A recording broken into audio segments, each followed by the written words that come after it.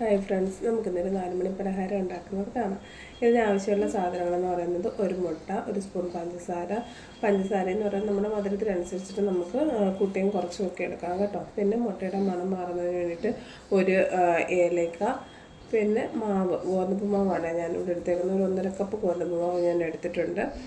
ബൗളിനകത്താണ് 1.5 cup ഗോതമ്പ് മാവ് ഞാൻ എടുത്തിട്ടുണ്ട്. അതിൻ്റെ കൂട്ടത്തിൽ പിന്നെ മാവിലേക്ക് ഒരു നുള്ളു സോഡാപ്പൊടി, അതുപോലെ തന്നെ ഒരു നുള്ളു ഉപ്പ്, ഇത് ഇത്ര ഇട്ട് നല്ല രീതിയിൽ മിക്സ് ചെയ്തും വെച്ചിട്ടുണ്ട്.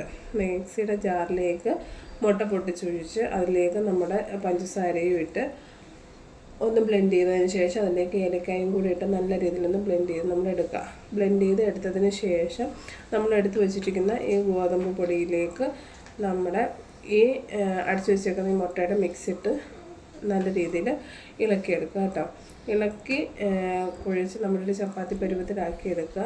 പിന്നെ കുഴച്ച് വരുമ്പോൾ പരുവം പോരാൻ തോന്നുവാണെങ്കിൽ നമുക്ക് തിളപ്പിച്ച് വെച്ചിട്ട് പാൽ അതിലേക്ക് ഒഴിച്ച് കൊടുക്കാവുന്നതാണ് കേട്ടോ.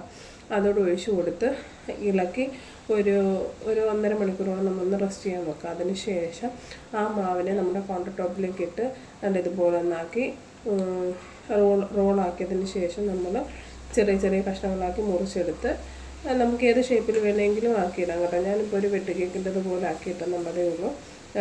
നമ്മുടെ ഇഷ്ടത്തിലുള്ള ഏത് ഷേപ്പിൽ വേണമെങ്കിലും ആക്കി നമുക്ക് എണ്ണയിലേക്കിട്ട് വറുത്ത് കോരിയെടുക്കാം. നല്ല സോഫ്റ്റ് ആയിട്ടുള്ള നല്ല ടേസ്റ്റി ആയിട്ടുള്ള 4 മണി പലഹാരം റെഡി ആയിട്ടുണ്ട്. വളരെ എളുപ്പമാണ് കേട്ടോ ഉണ്ടാക്കാം. പിന്നെ കുഴച്ചൊരിത്തിരി നേരം വെക്കണം എന്നുള്ളത് മാത്രമേ ഉള്ളൂ. പക്ഷേ അല്ലാതെ ഉണ്ടാക്കിയെടുക്കാൻ വളരെ എളുപ്പമാണ്, സിമ്പിളാണ്. എല്ലാവരും ഒന്ന് ട്രൈ ചെയ്ത് നോക്കണം കേട്ടോ.